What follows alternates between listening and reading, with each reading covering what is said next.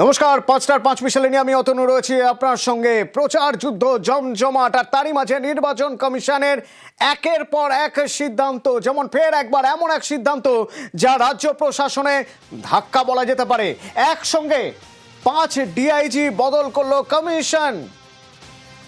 Vote ঘোষণার ৭২ ঘন্টার মধ্যে ৫ জন ডিআইজি বদল।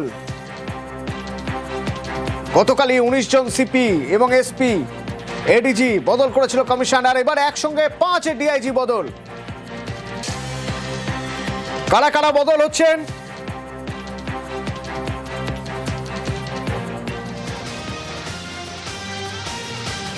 কঙ্কর প্রসাদ বারুই ডিআইজি হচ্ছেন প্রেসিডেন্সি রেঞ্জের।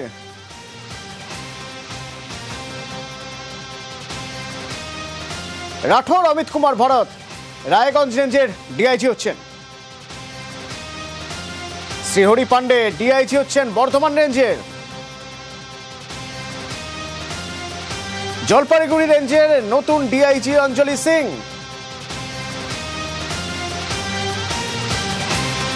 এবং মুর্শিদাবাদ রেঞ্জ ডিআইজি অজিত সিং যাদব।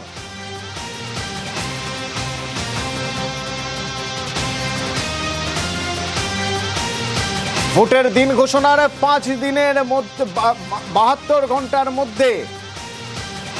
ঘন্টার মধ্যে ৫ জন ডিআইজি বদল জানিয়ে রাজনৈতিক চর্চা শুরু হয়ে গেছে। এর প্রক্রিয়া চলতেই থাকবে। এখানকার আইন শৃঙ্খলা সমস্যার জন্য যারা দায়ী, যারা সিরিয়াসলি সাধারণ মানুষকে সুরক্ষা দিতে পারেননি, শান্তি দিতে পারেন, তাদের এই পদে থাকার অধিকার নেই। তাদের ভরসা করে ইলেকশনও হতে পারে না ফ্রি ফেয়ার, সেই জন্য তাদেরকে আলাদা করা উচিত। বিভিন্ন জায়গায় বিভিন্ন পদের পরিবর্তন, সিএস এর পরিবর্তন করা হয়েছে। আজকে প্রচুর ডিআইজিদের পরিবর্তন। জিতবে আবার মমতা বন্দ্যোপাধ্যায়ের বাংলা। একটু স্লোগান, যতই করো হামলা, যতই করো হামলা, যতই করো হামলা। আরে কত চেয়ারে কত পরিবর্তন করবে, যারা বসবে তারাও বাংলার লোক, আমাদের লোক। ডিআইজি বদলের কিছুক্ষণের মধ্যেই খবর এলো উত্তরবঙ্গের ৬ জেলার ডিএম বদল। কালিম্পং, দক্ষিণ দিনাজপুর বাদে সব ডিএম বদলি। কি খবর রয়েছে জানবো, প্রীতি আছে আমার সঙ্গে। প্রীতি,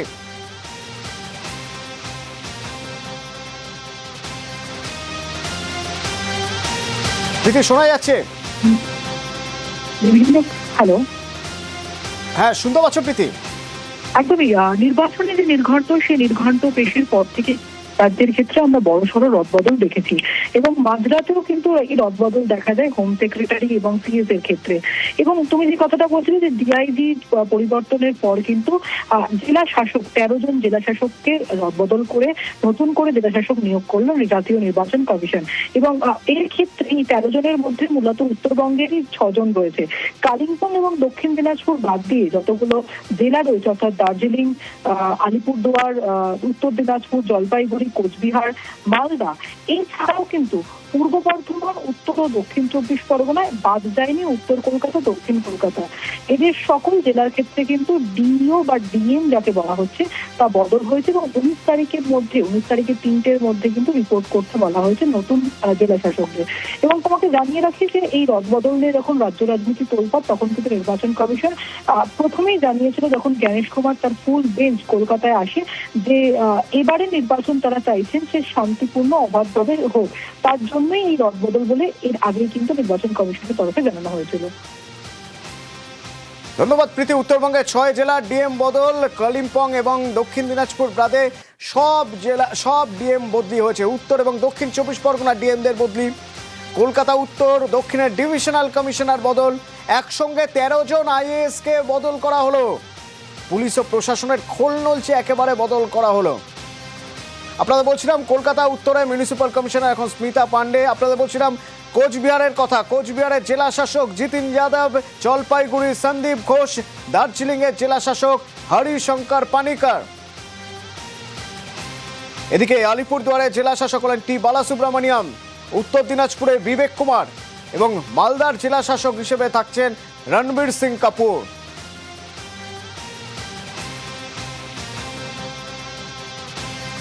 আর অর্জুন মুর্শিদাবাদের জেলা শাসক, নদিয়ারও জেলা শাসক বদল, শ্রীকান্ত পল্লী, এবং পূর্ব বর্ধমানের জেলা শাসক শ্বেতা আগরওয়াল। কলকাতা উত্তরে স্মিতা পান্ডে মিউনিসিপ্যাল কমিশনার। কলকাতা দক্ষিণের ডিও বদল করা হলো, রণধীর কুমার এলেন। উত্তর 24 পরগনা জেলা শাসক শিল্পা গৌড়াসারিয়া এবং দক্ষিণ 24 পরগনায় অভিষেক কুমারী তিওয়ারি।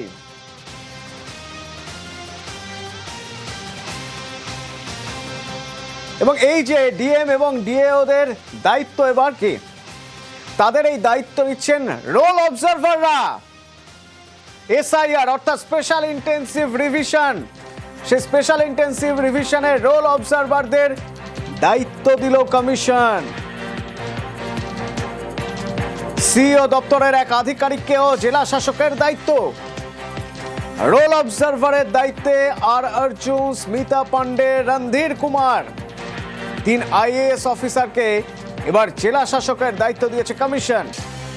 2021-এর ভোটে স্মিতা পান্ডের বিরুদ্ধে অভিযোগ ছিল নন্দীগ্রামের ভোটের গণনায় কারচুপির অভিযোগ করেছিলেন মমতা।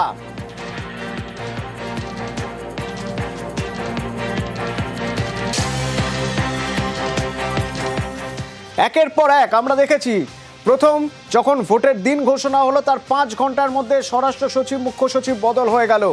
মঙ্গলবার অর্থাৎ গতকাল আমরা কি দেখলাম রাজ্য পুলিশ প্রশাসন একটা বড় ধাক্কা। কেননা নির্বাচন কমিশন এডিজি উত্তরবঙ্গ, দক্ষিণবঙ্গকে বদলে দেয়। এছাড়াও একসঙ্গে 4 কমিশনারেটের সিপি এবং 12 জন পুলিশ সুপারকে বদল করা হয়। কলকাতার ডিসি সেন্ট্রালকেও সরিয়ে দেয় কমিশন।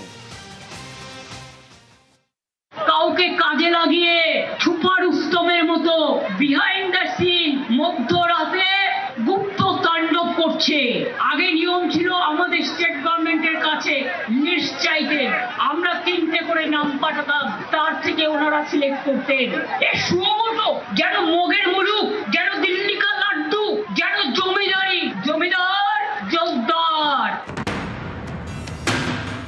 সোমবার প্রথমে ধর্মতলায় চড়া সুর, তারপর মুখ্য নির্বাচন কমিশনারকে চিঠিতে মমতা বন্দ্যোপাধ্যায় লেখেন, নির্বাচন কমিশন 15ই মার্চ এবং 16ই মার্চ নির্দেশিকা জারি করেছে। রাজ্য প্রশাসনের একাধিক সিনিয়র অফিসারের একতরফাভাবে বদলি করা হয়েছে এবং অনেককে পদে বহাল রাখা হয়েছে। এই ধরনের বদলিগুলির ক্ষেত্রে কোনো জোরালো কারণ বা নির্বাচন সংক্রান্ত কোনো নিয়ম লঙ্ঘনের উল্লেখ করা হয়নি। ভারতের সংবিধানের 324 নম্বর অনুচ্ছেদ অনুযায়ী নির্বাচন পরিচালনার পূর্ণ দায়িত্ব নির্বাচন কমিশনের উপর। 1950 ও 1951 সালের জনপ্রতিনিধিত্ব আইনেও নির্বাচনী প্রক্রিয়া পরিচালনার ক্ষেত্রে কমিশনের কর্তৃত্বের কথা উল্লেখ রয়েছে। কিন্তু সেই সাংবিধানিক ক্ষমতা প্রয়োগের ক্ষেত্রে এর আগের নির্বাচনগুলিতে রাজ্য সরকারের সঙ্গে পরামর্শ করেছে কমিশন। আশা করি সংবিধানের মূল ভাবনা মেনে কমিশন নিজের ঐতিহ্য, সুনাম এবং প্রাতিষ্ঠানিক গুরুত্ব রক্ষা করবে। মুখ্যমন্ত্রীর এই চিঠির পরদিনই পুলিশ প্রশাসনে ফের ধাক্কা কমিশনের। ভোট ঘোষণার 48 ঘন্টার মধ্যে রাজ্য পুলিশ প্রশাসনের মূল ধাঁচাটাই বদলে দিল নির্বাচন কমিশন। রবিবার বিকেলে ভোট ঘোষণা, রবিবার মাঝরাতে বেনজির বদল, মুখ্য সচিব ও স্বরাষ্ট্র সচিব বদলে দেয় কমিশন। তারপর সোমবার আরও 3 গুরুত্বপূর্ণ পদে বদল, রাজ্য পুলিশের ডিজি, এডিজি আইন শৃঙ্খলা এবং কলকাতার পুলিশ কমিশনার। এরপর মঙ্গলবার আবারও বদল, এডিজি দক্ষিণবঙ্গ, এডিজি উত্তরবঙ্গ, 4 কমিশনারেটের সিপি এবং 12 জন এসপি। কলকাতা পুলিশের ডিসি সেন্ট্রাল পদেও বদল। জেপির কমিশনকে বলবো ক্ষমা করবেন, ব্রিলিয়ান্ট খেলা খেলছেন। নোটিফিকেশন হলো না এখনো ইলেকশনের, তার মধ্যে চিফ সেক্রেটারি থেকে শুরু করে, হোম সেক্রেটারি থেকে শুরু করে, ডিজি থেকে শুরু করে, এডিজি ল অ্যান্ড অর্ডার থেকে শুরু করে, সিপি থেকে শুরু করে, সমস্ত কমিশনার থেকে শুরু করে, এসপি থেকে শুরু করে সব চেঞ্জ করে দিলেন। তা খেলাটা বিজেপির কথায় মেঘের আড়াল থেকে কেন খেলছেন? সরাসরি খেলুন, দরকার হলে প্রচারে নামুন। সব আইনি যখন ভঙ্গ করেছেন, সব বিধি যখন ভঙ্গ করছেন, তখন সরাসরি প্রচারে নেমে মঞ্চ করে মিটিংটাও করুন। এডিজি দক্ষিণবঙ্গ ছিলেন রাজীব মিশ্রা, তার জায়গায় এলেন রাজেশ কুমার সিং। এর আগে তাকে দুবার কম্পালসারি ওয়েটিংয়ে পাঠানো হয়েছিল, একবার বাম আমলে, আরেকবার তৃণমূল জমানায়। এডিজি উত্তরবঙ্গের চেয়ারে বসানো হলো কে জয়রামনকে। দুর্নীতির অভিযোগে এক জেলা শাসককে গ্রেপ্তার করেছিলেন, তাকে কম্পালসারি ওয়েটিংয়েও পাঠানো হয়েছিল। একই সঙ্গে 4 কমিশনারেটের সিপি বদল করা হয়েছে। বারাকপুরের পুলিশ কমিশনার ছিলেন প্রবীণ ত্রিপাঠী। এর আগে তিনি নানা গুরুত্বপূর্ণ পদে কাজ করেছেন। সেই প্রবীণ ত্রিপাঠীকে সরিয়ে নতুন পুলিশ কমিশনার অমিত কুমার সিং, যিনি 2009 ব্যাচের IPS officer. Howrah police commissioner ছিলেন আকাশ মাগারিয়া, এর আগেও তাকে ভোটের আগে সরানো হয়েছিল। এবার আকাশ মাগারিয়াকে সরিয়ে আনা হয়েছে 2005 সালের আইপিএস অখিলেশ কুমার চতুর্বেদীকে। বদল করা হয়েছে চন্দননগরের পুলিশ কমিশনার কোটেশ্বর রাওকে। তার জায়গায় নতুন পুলিশ কমিশনার সুনীল কুমার যাদব, 2009 ব্যাচের আইপিএস অফিসার। আসানসোল দুর্গাপুরের পুলিশ কমিশনার ছিলেন সুনীল কুমার চৌধুরী। তার জায়গায় নতুন পুলিশ কমিশনার প্রণব কুমার, তিনি 2003 ব্যাচের আইপিএস অফিসার। এছাড়াও 12 জন পুলিশ সুপারকে সরিয়ে দিল নির্বাচন কমিশন। ডায়মন্ড হারবার পুলিশ জেলা, বারাসাত পুলিশ জেলা, ইসলামপুর পুলিশ জেলা, মুর্শিদাবাদ পুলিশ জেলা, বসিরহাট পুলিশ জেলা, পূর্ব মেদিনীপুর, বীরভূম, কোচবিহার, মালদা, জঙ্গিপুর, পশ্চিম মেদিনীপুর, হুগলি গ্রামীণ। বদল করা হয়েছে কলকাতার ডিসি সেন্ট্রাল পদেও ইন্দিরা মুখোপাধ্যায়কে সরিয়ে আনা হয়েছে ইয়েলওয়ার শ্রীকান্ত জগন্নাথ রাওকে। আগে যা সিট পেয়েছিল নিউজ 18 বাংলা। তার থেকে তলানিতে নামবে। আর এদিকে ভোটের প্রচার শুরু হয়ে গেছে জোর কদমে। খড়গপুর সদর পছন্দের জায়গা, পছন্দের আসন দিলীপ ঘোষের, সেখানেই তাকে টিকিট দিয়েছে দল। তো প্রচারের প্রথম দিনে দিলীপ ঘোষ খড়গপুর সদরে নিজের পুরনো আসনে ফের ফর্মে। 2016 সালে এই খড়গপুর সদর থেকে জিতে প্রথমবার বিধায়ক হয়েছিলেন, সেই আসন থেকে এবার ফের লড়াই। 21 অবশ্য এই খড়গপুর সদরে তাকে টিকিট দেয়নি বিজেপি। সেবার টিকিট পেয়েছিলেন হিরণ চট্টোপাধ্যায়, দাঁড়িয়েছিলেন প্রার্থী হয়ে, জিতেও ছিলেন। এবার সেখানে আবার ময়দানে দিলীপ ঘোষ।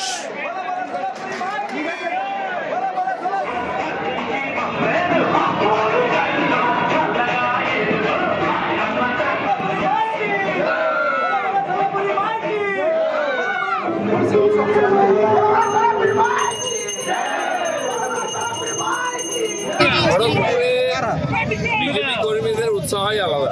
সাধারণ মানুষ এখানে বিজেপিকে নিজের পার্টি মনে করে। এবারে আমরা জিতবো বেশি মার্জিনে আর বেশি ভোট পাবো, এটা আমাদের টার্গেট। 1 লাখ ভোট পাবো। আর এই খড়গপুর সদরে তৃণমূল গতকাল প্রার্থী হিসেবে নাম ঘোষণা করেছে প্রদীপ সরকারের। যে প্রদীপ সরকার দাবি করছেন যে দিলীপ ঘোষ তো বহিরাগত, ঘরের ছেলেকে ভোট দেওয়া উচিত, পাল্টা সেই চ্যালেঞ্জ নিয়ে দিলীপ ঘোষ বলছেন যে তিনি জিতেই ছাড়বেন।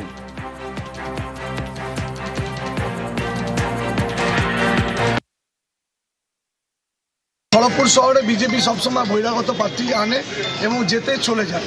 সে দিলীপ ঘোষও বহিরাগত, আজকে হিরণকে 5 বছর ছিল বহিরাগত ছিল। আর খড়গপুর শহরের জন্য বিজেপি আজ পর্যন্ত কোনো কাজ করেনি এবং করতেও দেয়নি।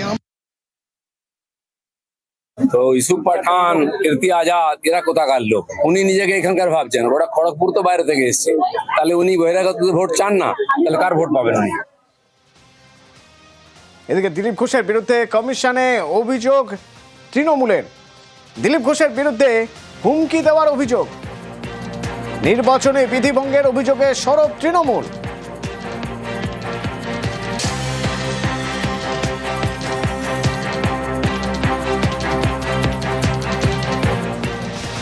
বরানগর জমজমাট প্রচার যুদ্ধ, সকাল থেকে বিজেপি প্রার্থী সজল ঘোষ প্রচারে।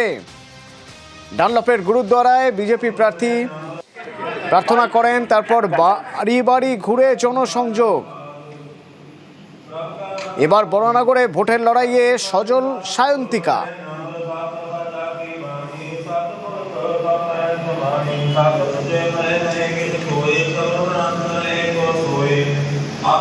তৃণমূলকে হারাতে আপনার কাছে বরানগরে দ্বিতীয় কোনো পথ নেই।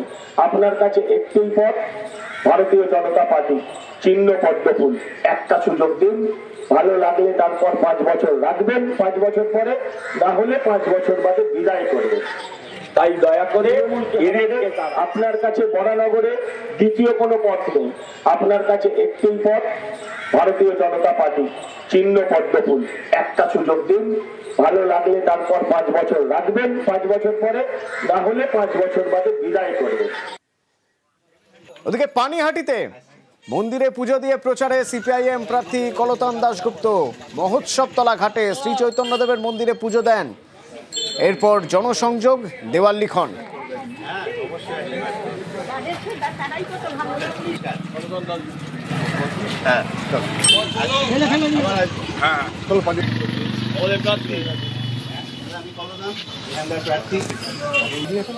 আমার তো অন্য জায়গায় আসে এই তো খবর কেন জানোই সেখান থেকে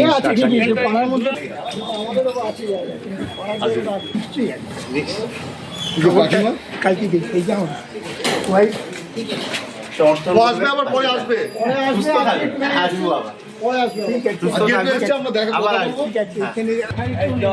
সব গড়ানো তোলার ব্যাপারে ধসাদা ঠিক আছে।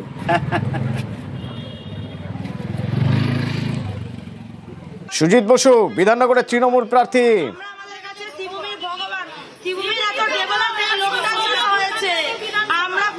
আমরা এই কাকুকেই চাই, কাকু ছাড়া আমাদের কোনো গতি নেই।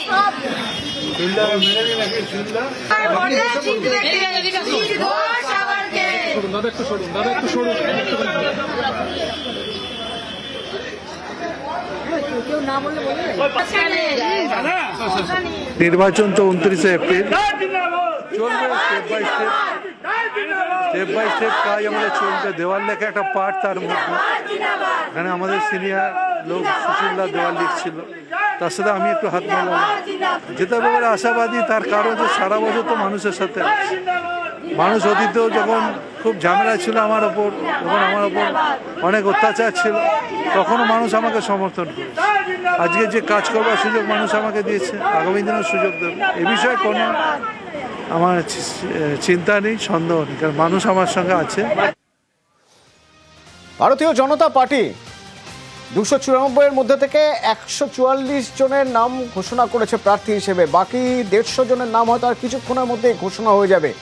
294 এর মধ্যে 291 জনের নাম ঘোষণা করে দিয়েছে তৃণমূল গতকাল, যার মধ্যে থেকে দেখা যাচ্ছে একাধিক আসনে নতুন মুখ। কোথাও বাবার আসনে ছেলে, কোথাও মায়ের আসনে মেয়ে।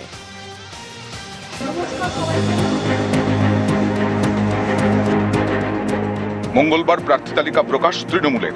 এই তালিকায় একাধিক বিধায়কের নাম নেই, কিন্তু তাদের ছেলে মেয়েদের নাম আছে। যেমন পানিহাটির বিধায়ক নির্মল ঘোষ, তাকে এবার প্রার্থী করেনি তৃণমূল, টিকিট দিয়েছে তার ছেলে তীর্থঙ্কর ঘোষকে। দল আস্থা যখন রেখেছে তখন এই লড়াই জেতার লড়াই জিতবই। এই মাটিতেই রাজনীতি করে বড় হওয়া, একসাথে অনেক নির্বাচনী যুদ্ধ একসাথে উতরেছি যাদের সাথে, তাদের সাথেই নির্বাচনী বৈতরণী পার করব। মানিকতলা বিধানসভা কেন্দ্র, সাধন পাণ্ডের মৃত্যুর পর উপনির্বাচনে জিতে বিধায়ক হন স্ত্রী শুক্তি পাণ্ডে। সেখানেই এবার তৃণমূল প্রার্থী সাধন পাণ্ডের মেয়ে শ্রেয়া। দল দায়িত্ব দিয়েছে, নির্বাচনে নেমে পড়েছি, জিত নিশ্চিত। উন্নয়ন বাদেও উন্নয়ন, অ্যাভেলেবিলিটি, চোখে দেখা, পাশে পাওয়া, সাথে থাকা, আপনি কোনো অল্টারনেট নাম খুঁজে পাবেন না। আমি দলের কাছে অনুগত, কৃতজ্ঞ। উত্তরপাড়ায় টিকিট পাননি কাঞ্চন মল্লিক, সেখানে এবার তৃণমূল প্রার্থীর শীর্ষণ্য বন্দ্যোপাধ্যায়, যিনি শ্রীরামপুরের সাংসদ কল্যাণ বন্দ্যোপাধ্যায়ের ছেলে। ইলেকট্রাল পলিটিক্সের নতুন মুখ হতে পারে। 2005 থেকে ছাত্র রাজনীতি করেছি, উনি যেটা আমাকে যোগ্য মনে করেছেন আমি সেইটা পালন করব। জয় ব্যাপারে আমি নিশ্চিত। আমার বাবার জন্য 4 বার আমি ওখানে প্রচার করেছি, কোনোবার উত্তরপাড়ার মানুষ আমাকে ফেরাননি, এবং আমার দৃঢ় বিশ্বাস যে এবার আমি ওই সুযোগটা পেয়েছি নিজের জন্য ভোটটা চাইতে যাওয়ার। আমি ঘরেরই ছেলে। ছেলেকে এখন পরিশ্রম করতে হবে প্রচুর এই উত্তরপাড়া বিধানসভায়। জানেন, কোনো যুদ্ধ তো সহজ নয়, এবং উত্তরপাড়া বিধানসভায় খুবই বর্ধিষ্ণু বিধানসভা, মানে ওখানে খুব শিক্ষিত মানুষদের থাকে, সেটাও খাটে, ও খুব লেবরিয়াস ছেলে। আশা করি খুব বড় লয়াল হবে এবং আগামী দিনে ভবিষ্যতে ভারতবর্ষের একজন রাজনীতিবিদ হবে। সম্প্রতি তৃণমূলে যোগ দেন বাম আমলের মন্ত্রী ক্ষিতি গোস্বামীর মেয়ে বসুন্ধরা গোস্বামী। বসুন্ধরাকে দাঁড় করানো হয়েছে পূর্বস্থলী উত্তর থেকে। নেত্রী আমাকে বিশ্বাস করেছেন, আমার নমস্কার ওনাকে, আমার প্রণাম ওনাকে। আমার মা আমাকে জন্ম দিয়েছেন, বড় করেছেন, কিন্তু নেত্রী আমাকে আইডেন্টিটি দিয়েছেন। উনি আমাকে বিশ্বাস করেছেন, আমি আপ্রাণ, আমার জীবনী শক্তির শেষ বিন্দু পর্যন্ত আমি লড়বো। কি হবে যে আমি সেসব জানি না, কিন্তু আমি লড়বো। এন্টালিতে স্বর্ণকমল সাহা টিকিট পাননি, দাঁড়িয়েছেন তার ছেলে সন্দীপন সাহা। সব সন্তানই চায় যে তার বাবার ব্যাটন তার হাতে আসুক। সারা বছর পড়াশুনো করে, তাদের পরীক্ষার সময় শুধু রিভিশন করতে হয়। আর যে ছাত্রছাত্রীরা পড়াশুনো করে না তারা পরীক্ষার সময় হাতড়ায়। বিজেপির অবস্থা হচ্ছে সেই ছাত্রছাত্রী যারা পরীক্ষার সময় হাতড়ায়, আর আমরা হচ্ছে সেই ছাত্রছাত্রী যারা এই সময় খালি রিভিশন করলেই হয়ে যাবে, কারণ মানুষের সাথে আমাদের সব সময় যোগাযোগ রয়েছে। বনগাঁ দক্ষিণের তৃণমূল প্রার্থী ঋতুপর্ণা আঢ্য, তিনি বনগাঁ পুরসভার প্রাক্তন চেয়ারম্যান শঙ্কর আঢ্যর মেয়ে। আমি অত্যন্ত আনন্দিত এবং আমি সবে রাজনীতির না, এর আগেও আমি রাজনীতিতে ছিলাম। আমার পরিবারের মা ছিল ভাইস চেয়ারম্যান, এখনও আছে, চেয়ারম্যান ছিল, এবং বাবা শঙ্কর আঢ্য ছিল। সবাইকে নিয়ে আমি এগোবো আর আশা করি আমরা বিজেপিকে হাঁটাতে পারবো।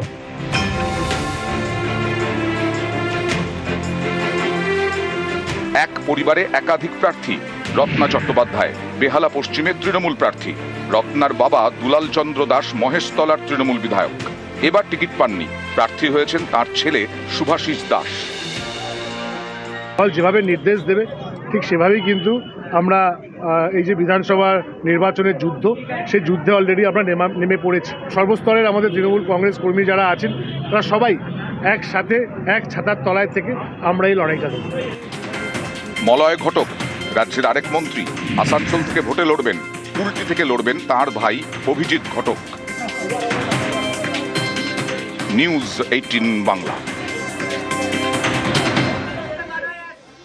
গতকাল নাম ঘোষণা এবং তারপর দেখা গেল আজই শ্রেয়া পাণ্ডে বাড়ি বাড়ি গিয়ে তিনি জনসংযোগ করছেন, সেই ছবি ধরা পড়লো ক্যামেরায়।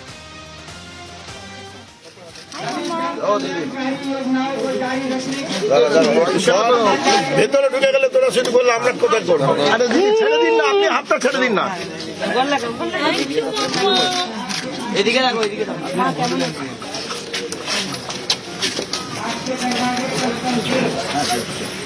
লড়াইটা প্রতিদিন জায়গাতে আসে না, তো জীবন পুরোটাই লড়াই। তোমাকে লড়াইটা ফেস করতে হবে। এটা নয় যে আমার এই লড়াইটা আছে, লড়াই তো শুরু হবে।